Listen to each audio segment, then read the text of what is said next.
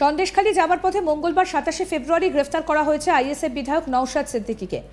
তাকে গ্রেফতারিতে দুটো ধারা দেওয়া হয়েছে, সেটা হচ্ছে 144 এবং 151। কিন্তু প্রশ্ন উঠছে, সন্দেশখালী থেকে 80 কিলোমিটার দূরে রয়েছে সায়েন্স সিটি।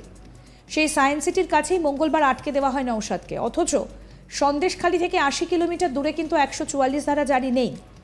আর পুলিশে ব্যারিকেড ভেঙে এগিয়েও যাননি নওশাদ। তাহলে কেন 144 ধারা ভঙ্গের অভিযোগ আনা হলো ভাঙড়ের বিধায়কের বিরুদ্ধে? আরেকটি যে ধারা দেওয়া হয়েছে নওশাদের বিরুদ্ধে তা হলো 151। এই ধারায় বলা হয়েছে, যদি 5 জনের বেশি কেউ কোথাও যায় তাহলে শান্তি বিঘ্নিত হলে পুলিশ এই ধারায় গ্রেফতার করতে পারে। এই ধারায় সর্বাধিক 6 মাসের জেল অথবা আর্থিক জরিমানা হতে পারে, অথবা জেল ও জরিমানা দুটোই হতে পারে। কিন্তু এদিন পুলিশ যে 144 ধারায় নওশাদকে গ্রেফতার করলো, তা সত্যিই কিন্তু নজিরবিহীন হয়ে রইল। মঙ্গলবার সায়েন্স সিটির কাছে আটকে দেওয়া হয় নওশাদের কনভয়। এদিন নওশাদের দুটো কর্মসূচি ছিল, সন্দেশখালী যাওয়া ছাড়াও বাসন্তীতেও দলীয় কর্মসূচি ছিল তার। এদিন জনীয় কোন ধারায় তাকে গ্রেফতার করা হচ্ছে তা প্রথমে বলতে চাননি কর্তব্যরত পুলিশ অফিসাররা। পরে তাকে বলা হয় 144 এবং 151 ধারায় গ্রেফতার করা হচ্ছে নওশাদ সিদ্দিকীকে।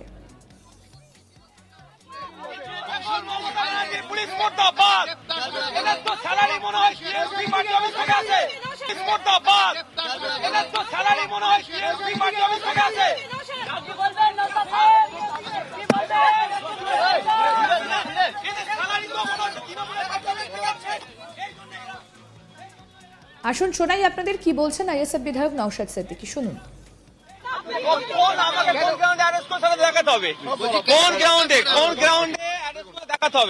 আমার তো মনে হয় এখানে পুলিশ অফিসার যারা আছেন বা যারা এই বিগত 5 তারিখের পর থেকে তৃণমূলের নেতায় পরিণত হয়েছেন, এদের স্যালারি অ্যাকাউন্টে বা স্যালারি আমার মনে হয় হয়তো তৃণমূল কংগ্রেসের অ্যাকাউন্ট থেকে টাকা এদের দিচ্ছে, যেভাবে আচরণটা করছে।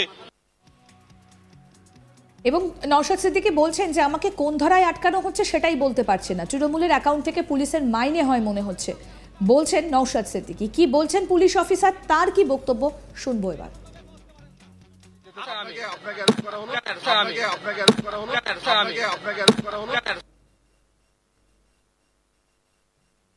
পুলিশ অফিসার বলছেন আপনাকে অ্যারেস্ট করা হলো। নওশাদকে এরপরই বলতে শোনা যায়, আপনাকে বলতে হবে কোন ধারায় আমাকে গ্রেফতার করছেন। সায়েন্স সিটিতে কি 144 ধারা জারি রয়েছে, আমি কি সেই ধারা ভেঙেছি? এটা তো হতে পারে না। আর কত রাজ্য সরকারের চাটুকারিতা করবেন, তানাশাহি চলছে এ রাজ্যে। শোনাবো কি বললেন নওশাদ সিদ্দিকী এই বিষয়ে।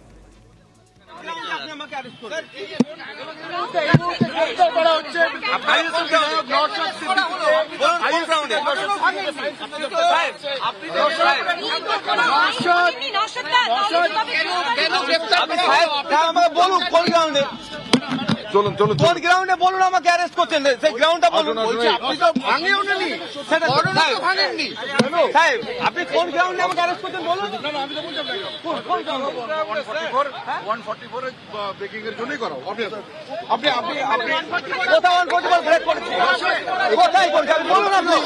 আপনি বলুন আমি কোথায় করছি বলুন। আপনি সেটাই তো জিজ্ঞাসা করছি, আমাকে তো কোনো অনুমতি চাইনি।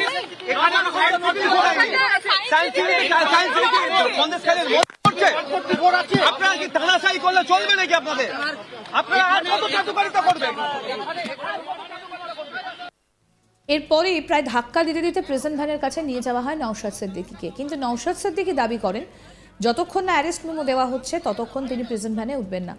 এরপর প্রস্তুতি শুরু হয় অ্যারেস্ট মেমো তৈরি করার, যদিও তার আগেই কার্যত ধাক্কা দিয়ে প্রিজন ভ্যানে তোলা হয় নওশাদ সিদ্দিকীকে। সেই সময় নওশাদের নিরাপত্তা রক্ষীদের সঙ্গেও এক প্রস্থ বচসায় জড়ান কর্তব্যরত পুলিশ কর্মীরা। অবশ্যই সিস্টেমটাকে মেনটেন করুন, সিস্টেমটা মেনটেন করুন। आप हट जाइए, हट जाइए ना थोड़ा, आप हटिए तो। কেন স্যার এটা কেন আপনি আসুন। আরে आप काम करिए ना। अपना ऑफिसर हमारा हमारा चिल्लावे हम चुप থাকবো। अब आप उसको फॉर्मेलिटी पूरा करिए, उसके बाद लेके जाने देंगे। फॉर्मेलिटी যেটা আছে সেটা পূরণ করুন, যেটা আছে সেটা পূরণ করুন, পূরণ করুন, ওটা পূরণ করুন। অবশ্যই সিস্টেমটাকে মেনটেন করুন, সিস্টেমটা মেনটেন করুন। आप हट जाइए, हट जाइए ना थोड़ा, आप हटिए तो। আপনি কেন স্যার এটা কেন আপনি আসুন। अरे आप काम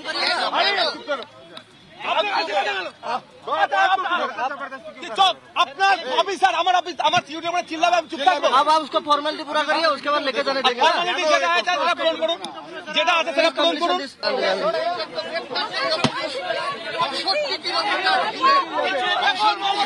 পুলিশ মুর্দাবাদ, এদের তো স্যালারি মনে হয় সিএসপি পার্টি অফিস থেকে আছে। পুলিশ মুর্দাবাদ, এদের তো স্যালারি মনে হয় সিএসপি পার্টি অফিস থেকে আছে।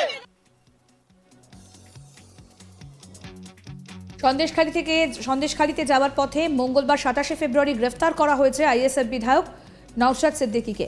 তাকে গ্রেফতারিতে দুটো ধারা দেওয়া হয়েছে, সেটা হচ্ছে 144 এবং 151। কিন্তু প্রশ্ন উঠছে, সন্দেশখালী থেকে 80 কিলোমিটার দূরে রয়েছে সায়েন্স সিটি। সেই সায়েন্স সিটির কাছেই মঙ্গলবার আটকে দেওয়া হয় নওশাদকে, অথচ সন্দেশখালী থেকে 80 কিলোমিটার দূরে কিন্তু 144 ধারা জারি নেই। আর পুলিশে ব্যারিকেড ভেঙে এগিয়েও যাননি নওশাদ। তাহলে কেন 144 ধারা ভঙ্গের অভিযোগ আনা হলো ভাঙড়ের বিধায়কের বিরুদ্ধে? আরেকটা যে ধারা দেওয়া হয়েছে নওশাদের বিরুদ্ধে সেটা হচ্ছে 151, এবং এই ধারায় বলা হয়েছে যদি 5 জনের বেশি কেউ কোথাও যায় তাহলে সেই জায়গায় শান্তি বিঘ্নিত হলে পুলিশ এই ধারায় গ্রেফতার করতেই পারে। এই ধারায় সর্বাধিক 6 মাসের জেল অথবা আর্থিক জরিমানা হতে পারে, অথবা জেল ও জরিমানা দুটোই হতে পারে। কিন্তু এদিন পুলিশ যে 144 ধারায় নওশাদকে গ্রেফতার করলো তা সত্যিই কিন্তু নজিরবিহীন হয়ে রইল। মঙ্গলবার সায়েন্স সিটির কাছে আটকে দেওয়া হয় নওশাদের কনভয়। এদিন নওশাদের দুটো কর্মসূচি ছিল, সন্দেশখালী যাওয়া ছাড়াও বাসন্তীতেও দলীয় কর্মসূচি ছিল তার। এদিন যদিও কোন ধারায় তাকে গ্রেফতার করা হচ্ছে তা প্রথমে বলতে চাননি কর্তব্যরত পুলিশ অফিসাররা। পরে তাকে বলা হয় 144 এবং 151 ধারায় গ্রেফতার করা হচ্ছে নওশাদ সিদ্দিকীকে। আসুন আপনাদের আরেকবার শোনাই কি বলছেন আইএসএফ বিধায়ক নওশাদ সিদ্দিকী।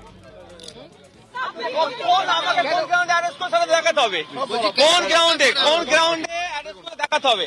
আমার তো মনে হয় এখানে পুলিশ অফিসিয়াল যারা আছেন বা যারা এই বিগত 5 তারিখের পর থেকে তৃণমূলের নেতায় পরিণত হয়েছেন, এদের স্যালারি অ্যাকাউন্টে বা স্যালারি আমার মনে হয় হয়তো তৃণমূল কংগ্রেসের অ্যাকাউন্ট থেকে টাকা এদের দিচ্ছে, যেভাবে আচরণটা করছে।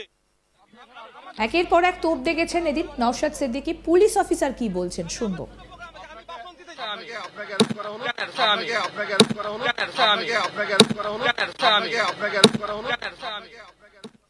নওশাদকে এরপরই বলতে শোনা যায় আপনাকে বলতে হবে কোন ধারায় আমাকে গ্রেফতার করেছেন। সায়েন্স সিটির কি 144 ধারা জারি রয়েছে?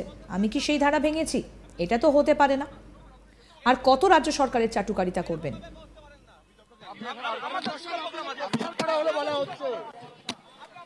আমি আমার দুটো প্রোগ্রাম আছে, আমি বাসন্তীতে যাব, আমি সন্দেশখালীতে এরকম ভাবে করতে পারেন না, এরকম ভাবে করতে পারেন না। আরো আপডেট পেতে দেখতে থাকুন আজ তাক বাংলার ইউটিউব চ্যানেল, সাবস্ক্রাইব করে নিন।